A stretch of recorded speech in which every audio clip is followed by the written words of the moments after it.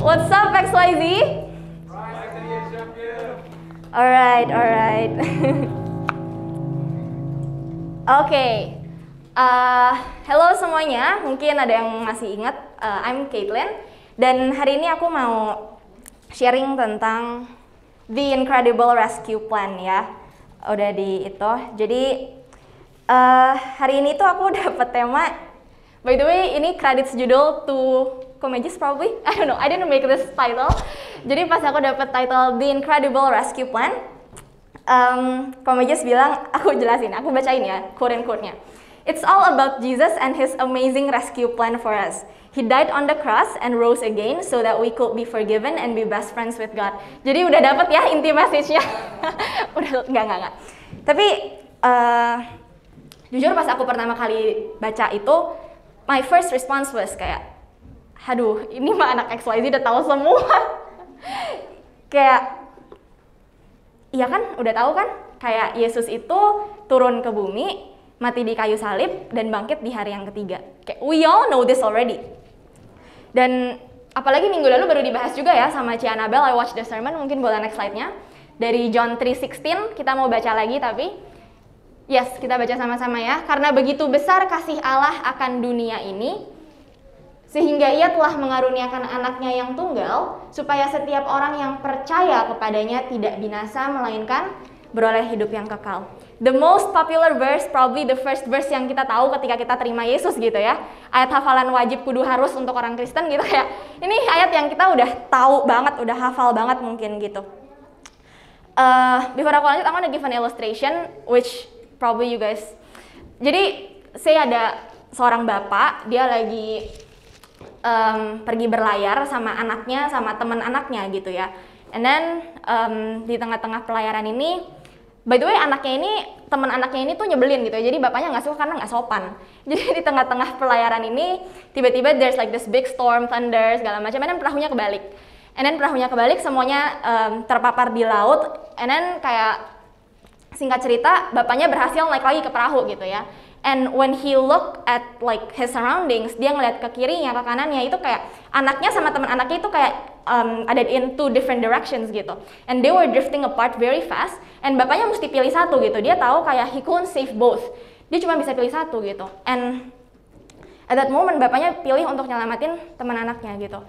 I think you all know where this is going. I know you all know where this is going.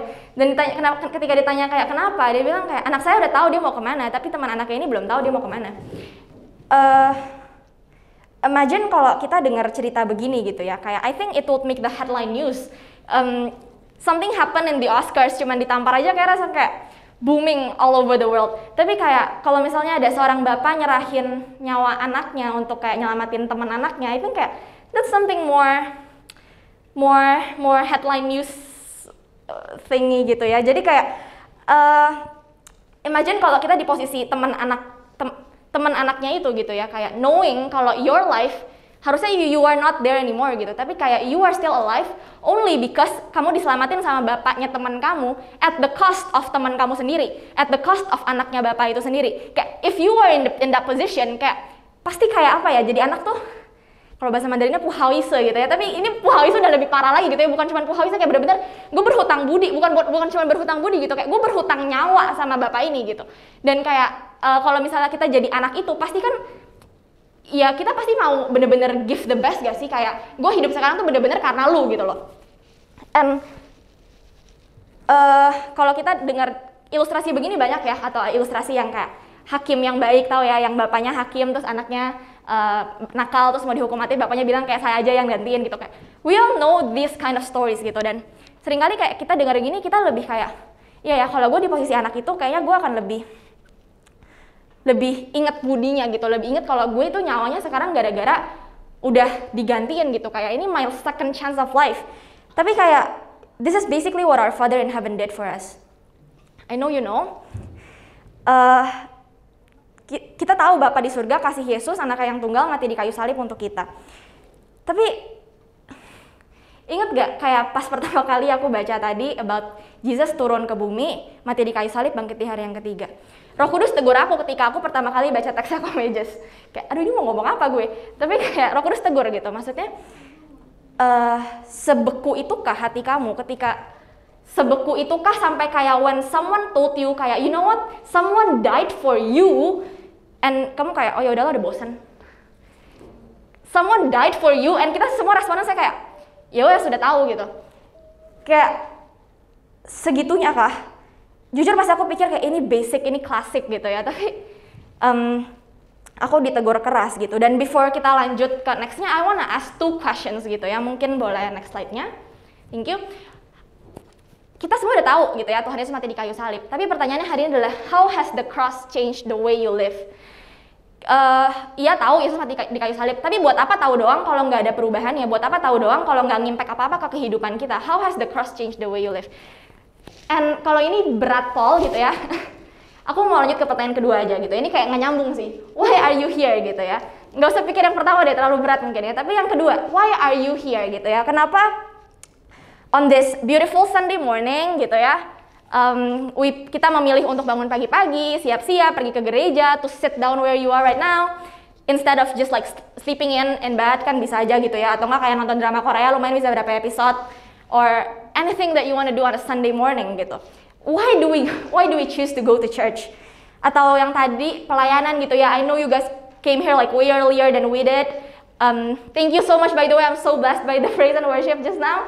And kenapa kita memilih untuk mau bangun lebih pagi, mau bayar harga, mau benar-benar jauh-jauh datang ke sini untuk melayani Tuhan?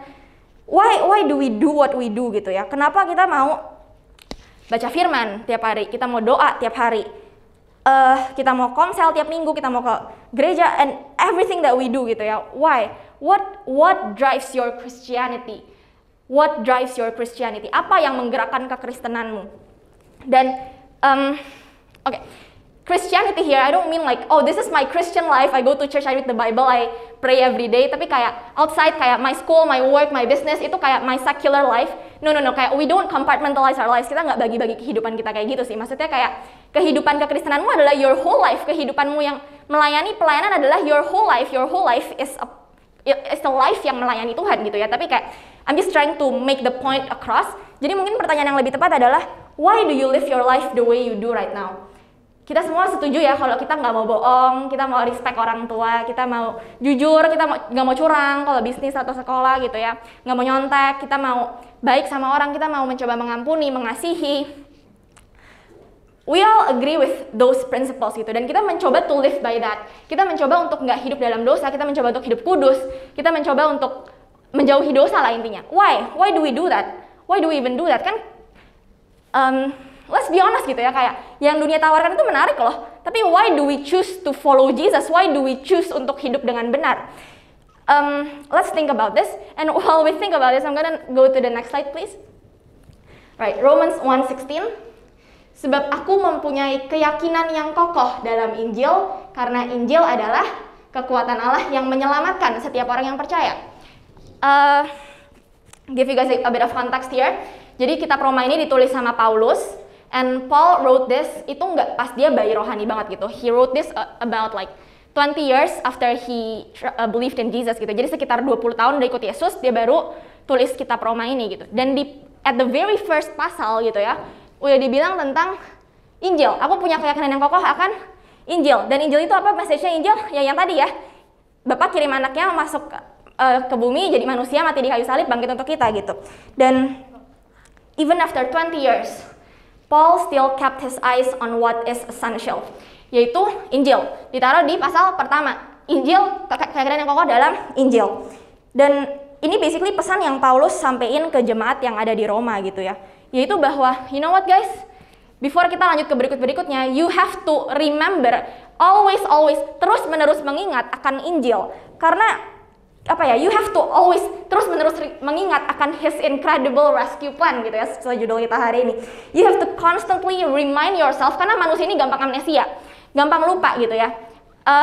Jadi we have to constantly remind ourselves kalau Tuhan udah mati di kayu salib dan bangkit di hari yang ketiga untuk kita.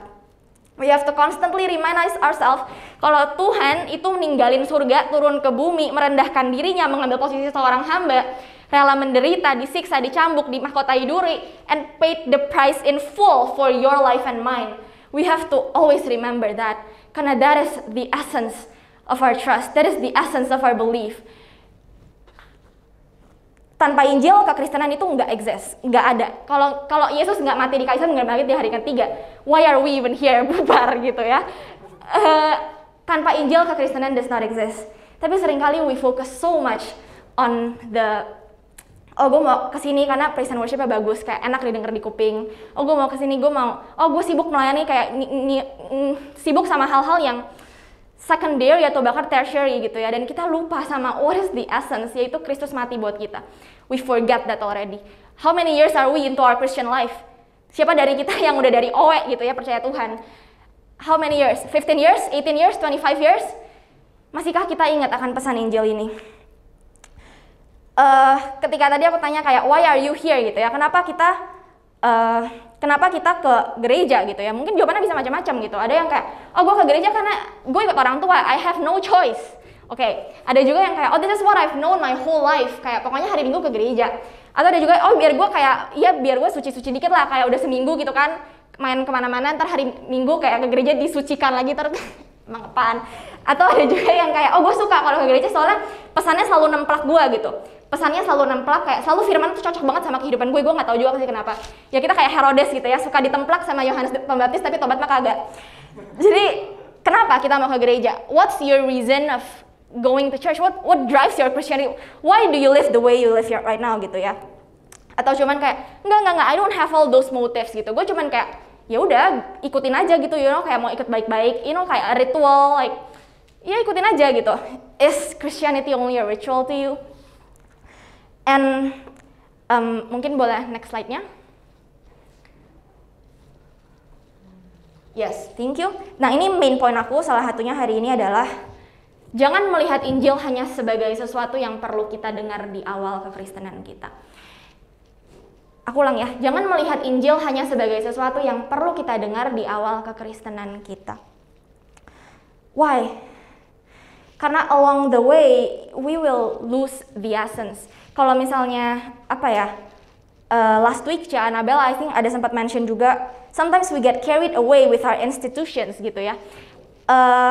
Sampai kita lupa of the essence of Christianity. Apa? Yaitu, Jesus died for us, and He rose again on the third day. When we lose focus on what is truly essential,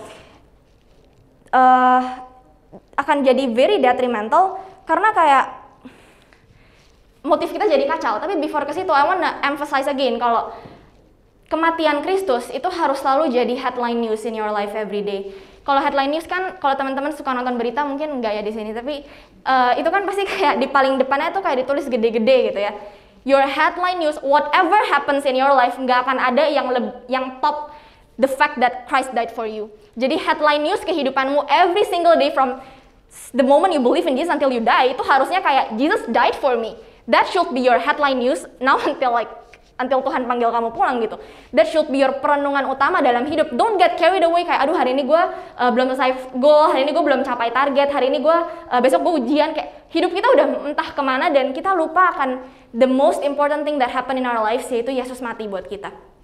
Let's go back to what's essential, yaitu Yesus mati buat kita. Dan hari ini mari kita sama-sama pikir gitu ya, apakah kematian Kristus masih menjadi perenungan utama dalam kehidupan kita?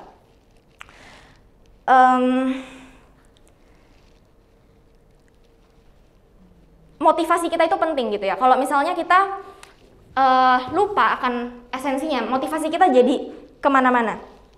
Mungkin boleh next slide-nya. Berapa banyak dari kita yang di sini itu tadi ya, ke gereja kenapa? Oh ya, soalnya gue gini. Oh biar gue dipandang baik, biar gue apa segala macam reasonnya. Atau mungkin kayak, enggak lah, gue nggak supaya yang segitunya lebay gitu, nggak supaya gue ketemu gebetan atau gue supaya kayak ketemu teman-teman doang gitu. I'm not that shallow, you know. Tapi kayak, ya gue kan ke gereja supaya kayak gue deket sama Tuhan, nanti Tuhan berkati gitu ya. Sounds religious enough, right? Gue ke gereja, gue baca firman tiap hari, gue hidup baik-baik supaya berkat Tuhan itu mengalir dalam hidup gue. Supaya berkat Tuhan, kita suka banget sama kata berkat gitu ya. Tapi kayak kita suka menghilangkan the essence, yaitu sebenarnya karena. Bukan supaya gue diberkati, bukan supaya gue terima kesembuhan, bukan supaya gue sukses, bukan supaya A sampai Z gitu ya. Tapi simply karena apa yang Yesus sudah lakukan dalam kehidupan gue 2000 years ago. Simply karena kalau kita pakai mindset supaya, kita akan kecewa. Kenapa Tuhan gak gini-gini sih? Kenapa Tuhan gak gini-gini sih? Kayak seakan-akan what Christ did is not enough gitu ya. Jadi aku mau tekanin lagi kalau seharusnya we do all the things that we do for God karena apa yang Yesus sudah lakukan di kayu salib untuk kita. Let's remember that what Christ did on the cross will always be more than enough. Setiap permasalahan kita, setiap whatever struggle it is that you're going through, itu jawabannya bisa ditemukan di kayu salib. Itu jawabannya bisa ditemukan di pertukaran yang Tuhan udah lakukan di kayu salib. You're sick, Tuhan udah kasih jawabannya, kesembuhan. You're living in shame, you're living in pain, Tuhan udah kasih jawabannya. He endured our pain supaya kita bisa hidup bebas dari itu gitu ya. He endured our shame supaya kita bisa hidup berkemenangan dan bebas. Whatever your problem is, it can be found at the feet of the cross. Jadi mari kita terus ingat akan esensi kekristenan. It's not necessarily about the praise and worship. It's not necessarily about the A to Z pelayanan sibuk apa segala macam, atau bahkan menekankan ritual saat teduh setiap pagi gitu ya. It's not about building a rituals. It's not about routine. It's not about ritual. Bukan ritual, tapi kita mau jadi manusia yang spiritual gitu ya. Oke, jadi wait. Kalau misalnya we forget the essence, kita lupa akan esensinya. Gak heran kalau banyak dari kita yang gampang burn out. Gak heran kalau banyak dari kita yang gampang capek gitu ya. Kenapa? Karena kita mencoba untuk melayani, we try to be a good person gitu ya. Kayak gue mau hidup melayani Tuhan, gue mau coba untuk memberi. Masalahnya kalau kita nggak connect sama salib, kalau kita nggak connect sama Kristus, we don't have that overflowing love, we don't have that surplus of love. Apa yang mau kita bagi kan lama-lama lu kosong gitu ya. Kalau misalnya lu nggak nyambung sama kerannya langsung gitu. Jadi kayak banyak dari kita yang sibuk udah terjun dalam dunia pelayanan dan akhirnya kayak kenapa banyak banget pastors yang akhirnya kayak astray entah kemana gitu ya. Ya, let's always go back to the essence gitu loh. We can only love because Christ first loved us. Kalau kita mencoba mengasihi, memberi dengan apa yang kita ada sendiri, lama-lama kita pasti burn out. Just a matter of time.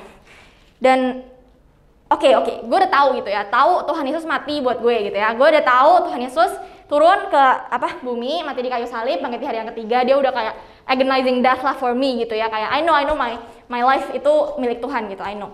Terus kayak selesai. Enggak guys. Ya oke, you know gitu ya. Tapi dunia juga tahu. Orang di luar sana juga tahu. Setan juga tahu. What differentiates us? Apa yang membedakan gitu? What differentiates us is kita percaya nggak sih kalau sebenarnya Tuhan udah mati buat kita? Kita percaya nggak sih kalau Tuhan tuh bener-bener udah mati buat you and me? Percaya nggak sih? Atau cuman tahu gitu? Atau cuman tahu dan hafal gitu ya, sampai in the back of our mind udah hafal. Tapi do you actually believe it with your heart? Karena Tuhan nggak mau kita hafal gitu ya, tapi Tuhan mau kita percaya sama hati kita. And how do we know? How do we know kalau kita udah percaya sama Tuhan? Benar-benar percaya gitu ya sama karya salib Kristus. Several months ago, my pastor sempat kayak kita lagi kumpul-kumpul dan dia nanya gitu kayak, kenapa sih kita melayani Tuhan? Terus jawabannya macam-macam. And then kayak balik lagi sebenarnya, ya kita prinsipnya adalah kita mau melayani Tuhan karena apa yang Tuhan udah lakuin dalam hidup kita. Kita mau melayani Tuhan karena that's the only appropriate response after what Jesus has done for our lives gitu ya. That's the only appropriate response. Kalau kita sadar apa yang Yesus lakuin, kalau kita benar-benar percaya, benar-benar sadar kalau Yesus sudah mati buat kita di kayu salib, we cannot not melayani Tuhan. We cannot not live a life fully devoted to God. We cannot not do all the things that we do today gitu ya. Kita nggak bisa tidak gitu. Kenapa? Karena kita sadar betapa mahalnya, betapa Tuhan udah tebus kehidupan kita gitu. Jadi ayo kita beneran percaya kalau hidup kita tuh udah dibayar lunas gitu. And kalau kita beneran percaya, our response will be the one and only appropriate response. What is the one and only appropriate response? Mungkin boleh next slide-nya. Romans 12 verse 1 ya. Ini juga lumayan terkenal ayatnya. Karena itu, saudara-saudara, demi kemurahan Allah, aku menasihatkan kamu supaya kamu mempersembahkan tubuhmu sebagai persembahan yang hidup, yang kudus dan yang berkenan kepada Allah. Itu adalah ibadahmu yang sejati. Mempersembahkan tubuh itu artinya mempersembahkan seluruh keberadaan hidup kita gitu ya. We give our whole life, pikiran, perasaan, perilaku kita, jiwa, tubuh, everything in us gitu, kita persembahkan ke Tuhan sebagai persembahan yang hidup, kudus, dan berkenan kepada Tuhan. Having a life completely devoted to God is the only appropriate response. Dan when we truly surrender, berarti kita benar-benar jadiin Tuhan sebagai Tuhan atas hidup kita gitu ya, kan milik kita, hidup kita bukan kita lagi tapi Kristus yang hidup dalam diri saya gitu ya. And if you guys heard what I shared juga last two months ago gitu ya, kayak let's stop making God just like as a ban serep atau tempat yang kita cari pas kita butuh doang gitu, tapi make him truly God yang mengatur kehidupanmu. You are not God over your own life, karena hidupmu bukan milik kamu sendiri lagi. Jadi don't feel like this is my life, I do what I want. That's the wrong concept to have. Your life is not yours, your life is Christ. Jadi let's truly persembahkan hidup kita. Dan perhatiin kalau Roma 12 ayat 1 dimulai dengan kata karena itu. Agak aneh ya, baru ayat 1 udah karena itu. Karena itu, karena apa? Karena apa yang Kristus sudah lakukan yang udah dijelasin sama Paulus dari 11 pasal di depannya gitu ya. Dari Roma 1 sampai 11 sudah dijelasin. Jadi karena itu, ayo kita persembahkan kehidupan kita untuk Tuhan. Ayo kita persembahkan tubuh kita untuk Tuhan. Jadi karena apa? Karena kemurahan Allah untuk kita gitu ya. Yesus sudah mati di kayu salib, bayar lunas hidup kita, jadi we can have the appropriate response, persembahin tubuh sama Tuhan. Nah, mungkin boleh next slide-nya. Ya, yang pertama tadi kita baca persembahan yang hidup gitu ya. Dan apa sih maksudnya persembahan yang hidup, yang kudus dan berkenan? Kita sering pakai ya kalau kita lagi doa, persembahkan sebagai persembahan yang hidup, yang kudus dan berkenan. Tapi apa sih artinya? Dan persembahan yang hidup di sini artinya katanya bukan bios, tapi zal dari kata, dan aslinya itu adalah menikmati hidup sesungguhnya yang aktif. Jadi aktif di sini adalah penuh semangat dan bergairah untuk Tuhan gitu ya. And blessed, jadi memberkati. Dan let's reflect our life hari ini gitu ya. Kita hidup, yes, I am a living sacrifice. Tapi sudahkah hidup kita aktif untuk Tuhan? Sudahkah hidup kita benar-benar bergairah, penuh semangat, radikal untuk Tuhan gitu ya? Atau cuman kayak pasif, kayak oh ya hari Minggu gue ke gereja, tiap pagi gue baca firman 5 menit, berdoa 2 menit gitu ya. Kalau malam doa tutup aminnya juga pagi gitu ya, itu kalau masih ingat amin. Tapi kayak apakah kita benar-benar udah bergairah untuk Tuhan, all out untuk Tuhan, devoted untuk Tuhan, persembahan yang hidup untuk Tuhan? Atau kita cuma ritual agama aja yang pasif-pasif doang, yang cuma menu-menuhin tempat duduk gereja istilahnya gitu ya, KTP Kristen, tapi we don't, our life is not a living sacrifice for God. Oke, mungkin boleh next slide-nya. Ya, persembahan yang kudus. Kudus di sini itu ada 2 arti gitu ya. Yang pertama itu menyucikan diri sehingga layak dipakai sama Tuhan. 2 Timothy 2:21. Dan arti yang kedua adalah dipisahkan khusus untuk Tuhan. Khusus, yang namanya khusus itu nggak bisa dipakai buat yang lain gitu ya. Berarti bener-bener special for God only, nggak bisa dipakai buat yang lain. And let's see our life gitu ya. Apakah kita bener-bener menjaga kesucian hidup kita bener-bener khusus untuk Tuhan, sebagai persembahan khusus untuk Tuhan. Kalau di zaman dulu di Old Testament gitu ya, kalau misalnya the lamb atau the sheep itu ada blemishnya, ada kayak cacat sedikit aja gitu ya, udah nggak bisa dipersembahin untuk Tuhan. They need the perfect one, they need yang benar-benar healthy gitu ya. Dan let's look at our life gitu, kayak apakah tubuh yang sama yang kita bilang kayak oh ya God, I surrender my life to you as a living sacrifice. Apakah tubuh yang sama yang kita serahkan ke Tuhan juga tubuh yang sama yang kita pakai untuk memuaskan daging kita? Tubuh yang sama yang kita pakai untuk memuaskan keinginan mata kita? Tubuh yang sama yang kita pakai untuk memuaskan hobi kita dan kedagingan kita gitu? Is it the same thing? Kayak, karena kudus adalah persembahan yang khusus untuk Tuhan. Completely set apart, completely set aside for God. Jadi, I implore you, young people of XYZ today, let us live our life in holiness. Let us live our life benar-benar sebagai persembahan yang kudus untuk Tuhan. Dan kudus di sini, tolong, our society dumps down the real meaning of holiness gitu ya. Ketika kita dengar kata kudus, biasanya yang langsung ada di pikiran kita, ini udah pada gede semua ya. Yang langsung ada di pikiran kita adalah tentang seks. Pokoknya as long as I keep my sexual purity, I am pure, I am holy gitu ya. No, kekudusan itu jauh lebih besar dari itu. Kekudusan is about sin. No sin in your life. Kayak kita benar-benar mau hidup untuk melayani Tuhan. Kita benar-benar mau hidup untuk menyenangkan hatinya Tuhan. It's not only about like, oh gue gak punya pacar, gue pasti hidup kudus. Nggak begitu guys. Kayak hidup kudus itu kayak, do you lie in school? Do you lie with your mom? Do you cheat at your test? It all speaks of holiness. It's about your whole life. Apakah kita hidup kudus di hadapan Tuhan? Dan please stop tanya-tanya pertanyaan yang kayak, aduh ini dosa nggak ya? aduh gue mau ngelakuin ini dosa gak ya? We see so many kind of so many questions yang model begini gitu ya. Ini dosa nggak ya? Kayak seakan-akan kita mau ngelakuin sesuatu tuh yang pas di batas jangan sampai dosa, tapi gue mau yang lumayan agak duniawi juga gitu ya.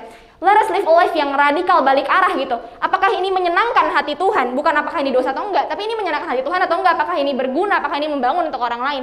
Let's live a life completely kudus untuk Tuhan gitu ya. And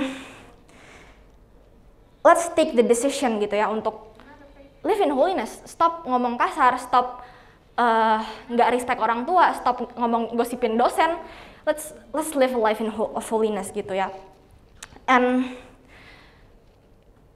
next slide-nya mungkin, this is my kind of last point.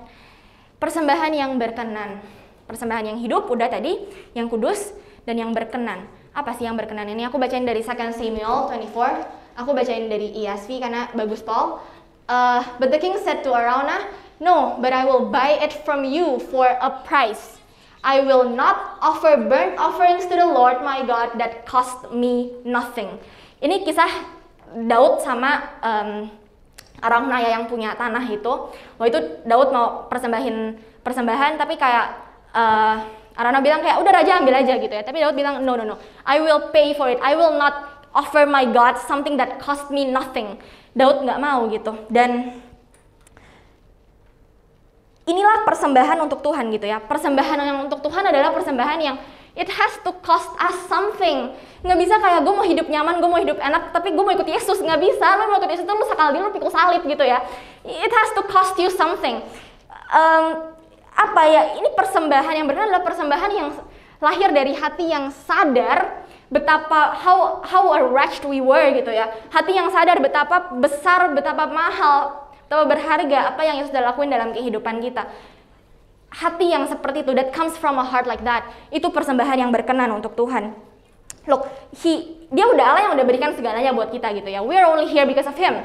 He does not necessarily need your talent, your money, your time. Enggak, kok dia nggak butuh gitu loh istilahnya. Tapi kayak, do we want to surrender? Do we really want to give completely? Bukan supaya Tuhan berkati gue, tapi karena Tuhan udah lakuin itu buat semuanya buat gue, dan I cannot God, I cannot not serve you, I cannot have a life completely devoted to you.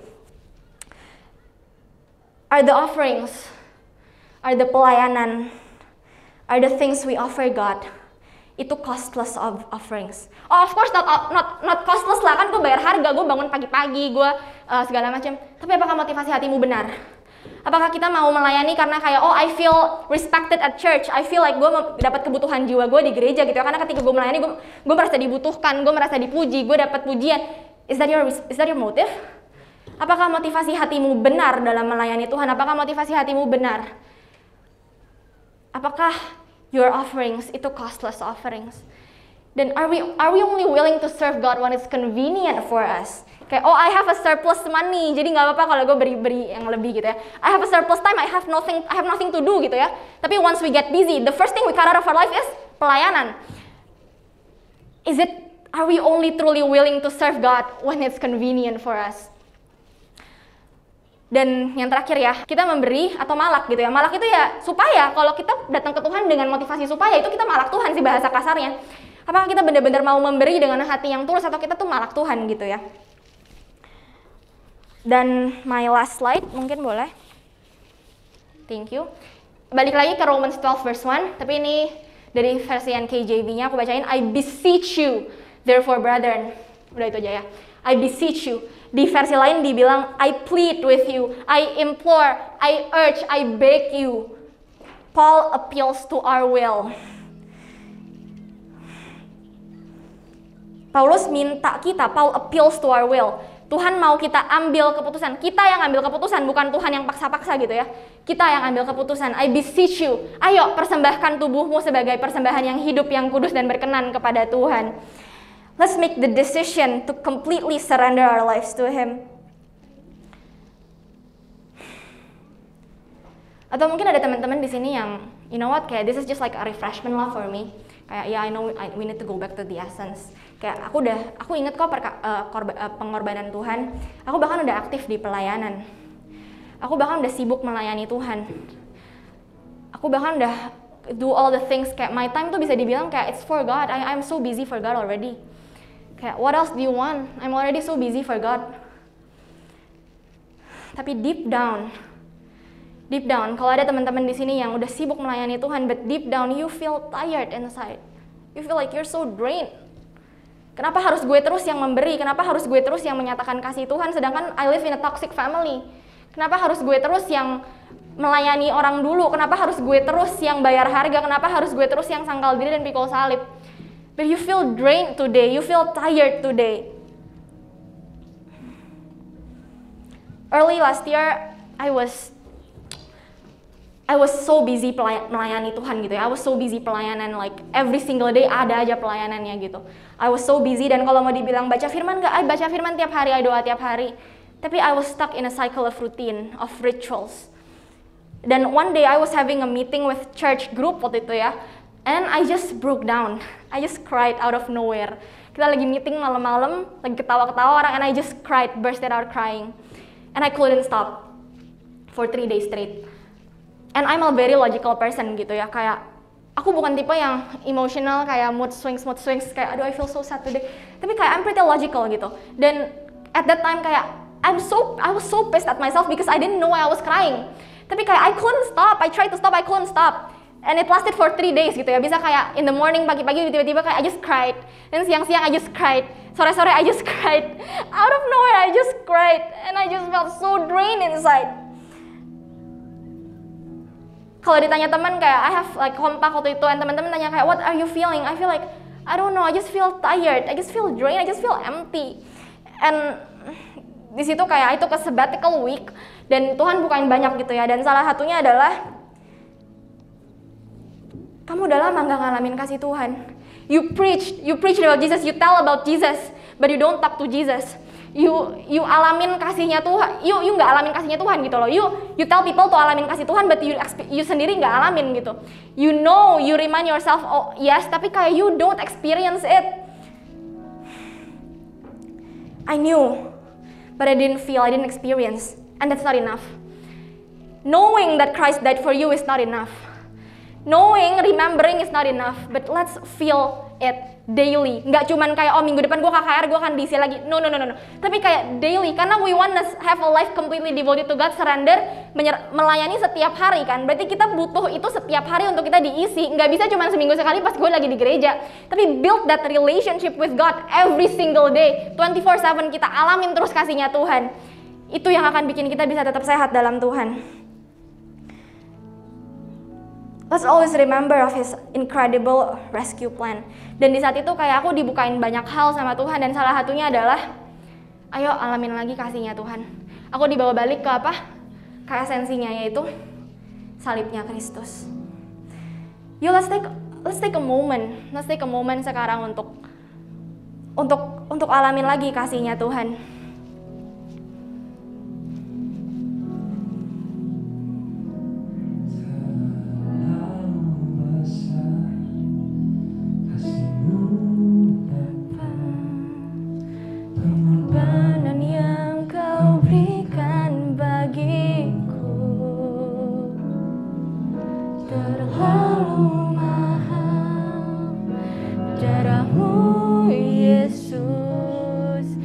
Tercurah untuk menebus hidupku, terlalu besar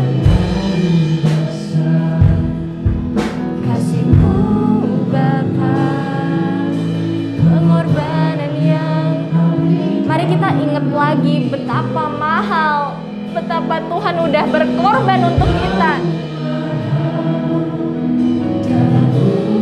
Tubuhnya terpecah-pecah untuk kita, darahnya tercurah untuk kita, to pay our life in full, supaya kita bisa hidup hari ini. Mari kita ingat kasihnya yang unconditional. There's nothing you can do yang bikin kasih Tuhan itu berkurang dalam hidup kamu. It's always at its maximum peak. He loves you so much. Let's always remember this love in our life.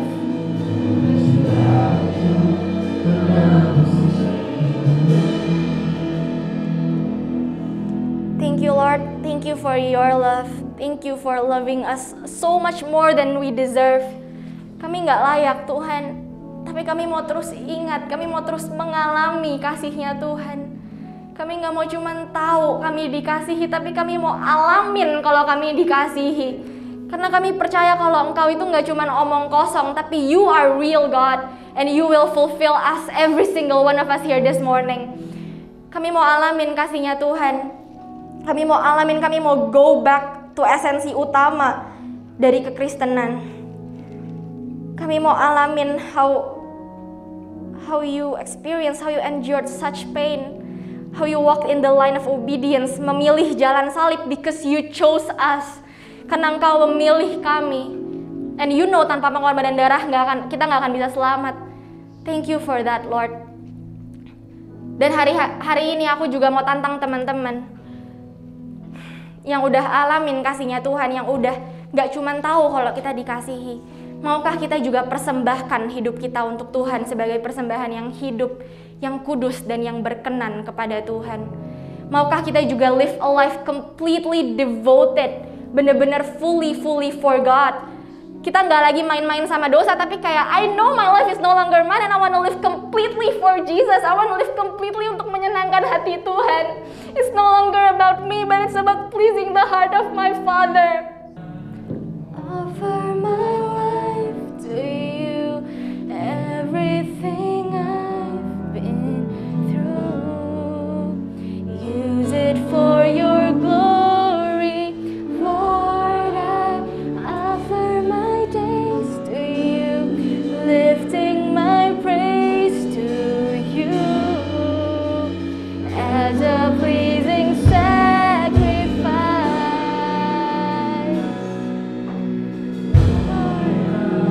Offer my life to You, everything I've. Ayo kita persembahkan hidup kita.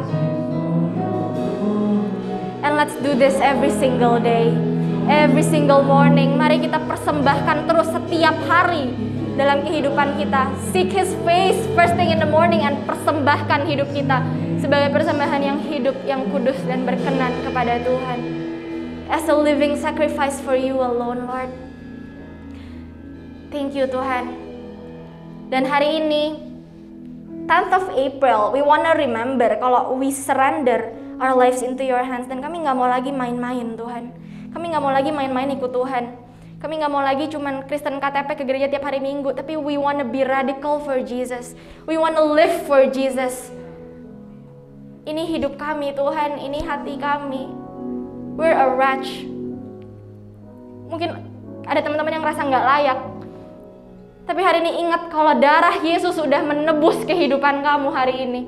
2000 years ago, you are made right with God, and we can come to His throne with confidence. Kita bisa datang ke Bapa kapanpun, anytime, anywhere, with full confidence, dan have that direct access with the Father. Thank You Tuhan untuk kasih-Mu dalam kehidupan kami.